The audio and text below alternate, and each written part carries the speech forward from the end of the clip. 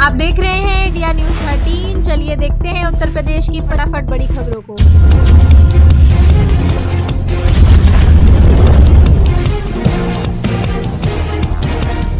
UP के लोगों को दीपावली पर मिला बड़ा तोहफा। इस जिले के 3 लाख परिवारों को मिलेंगे मुफ्त गैस सिलेंडर। बुकिंग शुरू। उत्तर प्रदेश के एक जिले में दिवाली के अवसर पर 3 लाख परिवारों को मुफ्त गैस सिलेंडर मिलेंगे। यह उपहार उज्ज्वला योजना के लाभार्थियों को दिया जा रहा है और गैस कंपनियों ने बुकिंग शुरू कर दी है। सरकार का लक्ष्य है कि दिवाली से पहले सभी लाभार्थियों तक सिलेंडर पहुंच जाए। यूपी में खुफिया विभाग की रडार पर पटाखा कारोबारी। दीपावली से पहले प्रशासन अलर्ट। उत्तर प्रदेश में दीपावली से पहले खुफिया विभाग पटाखा कारोबारियों पर कड़ी नजर रख रहा है। प्रशासन को अलर्ट कर दिया गया है ताकि किसी भी अप्रिय घटना को रोका जा सके। सभी जिलों में सुरक्षा व्यवस्था कड़ी कर दी गई है और अवैध कारोबार पर नकेल कसने की तैयारी है। लोगों से संदिग्ध गतिविधियों की सूचना देने की अपील की गई है। सरदार पटेल की 150वीं जयंती धूमधाम से मनाएगी यूपी सरकार। सीएम योगी बोले वो अखंड भारत के शिल्पी थे। उत्तर प्रदेश में देश के पहले गृह मंत्री सरदार वल्लभ भाई पटेल की 150वीं जयंती धूमधाम से मनाई जाएगी। इसके लिए योगी सरकार तैयारी में जुट गई है। मुख्यमंत्री योगी आदित्यनाथ ने कहा कि सरदार पटेल स्वतंत्रता सेनानी ही नहीं बल्कि अखंड भारत के शिल्पी थे। आज हमें जैसा भारत नजर आता है वो सरदार पटेल के कारण ही है। 31 अक्टूबर को उनकी जयंती पर कई कार्यक्रमों का आयोजन किया जाएगा जिसके लिए चर्चा की जा रही है। यूपी पीसीएस प्री एग्जाम 2025 में कुंभ मेला। ईवीएम से पूछे गए सवाल, आसान प्रश्न देख खुश हुए अभ्यर्थी। उत्तर प्रदेश लोक सेवा आयोग की ओर से आयोजित पीसीएस प्री परीक्षा की पहली पाली समाप्त हो गई है। मेरठ में रविवार को 42 केंद्रों पर आयोजित इस परीक्षा में 19,000 अभ्यर्थी शामिल हुए। 2 पालियों में आयोजित यह परीक्षा कड़ी सुरक्षा के बीच हुई। पहली पाली सुबह 9:30 पर शुरू होकर 11:30 पर समाप्त हुई। परीक्षा खत्म होने के बाद किसी के चेहरे पर शिकन दिखी तो कोई खुशमिजाज मन से परीक्षा केंद्र से बाहर आते नजर आया। सभी परीक्षा केंद्र पर सुरक्षा का कड़ा पहरा देखने को मिला।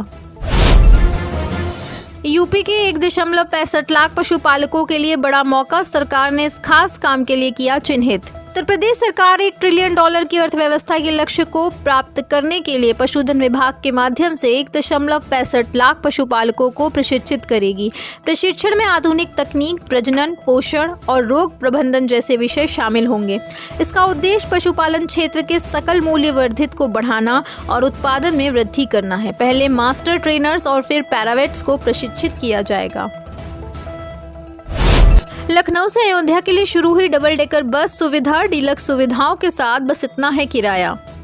उत्तर प्रदेश की योगी सरकार की मंशा के अनुरूप अयोध्या को डबल डेकर बस की सौगात मिल गई है। अब लखनऊ से अयोध्या नियमित रूप से इसका संचालन शुरू हो गया है। लखनऊ से चलकर डबल डेकर बस अयोध्या पहुंची। सबसे पहले डबल डेकर बस के चालक और परिचालक ने रामलला और हनुमंत लला का दर्शन पूजन कर आशीर्वाद लिया। परिचालक अनिल यादव ने बताया कि यह बस पूरी तरह से वातानुकूलित है। गर्मी में शीतल हवा और ठंडी में गर्म हवा मिलेगी।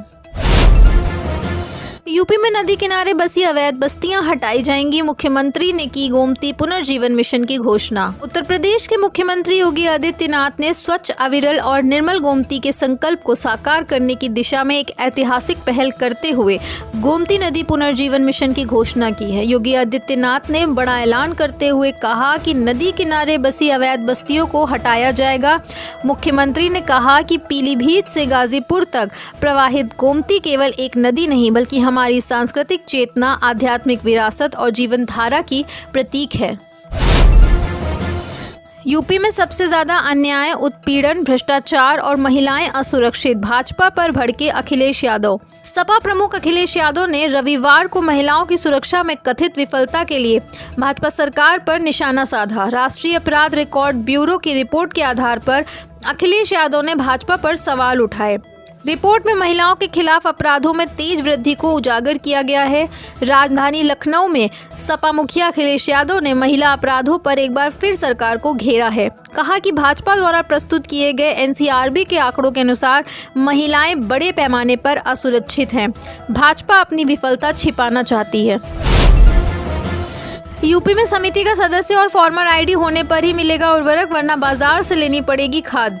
उत्तर प्रदेश में उर्वरक वितरण प्रणाली में बदलाव किया गया है। अब केवल समिति सदस्य और फार्मर आईडी धारक किसानों को ही उर्वरक मिलेगा, अन्यथा उन्हें बाजार से खाद खरीदनी होगी। यह नियम उर्वरक वितरण को सुव्यवस्थित करने और पात्र किसानों तक पहुंच सुनिश्चित करने के लिए लागू किया गया है। सरकार ने यह सुनिश्चित किया है कि कोई भी किसान उर्वरक से वंचित न रहे।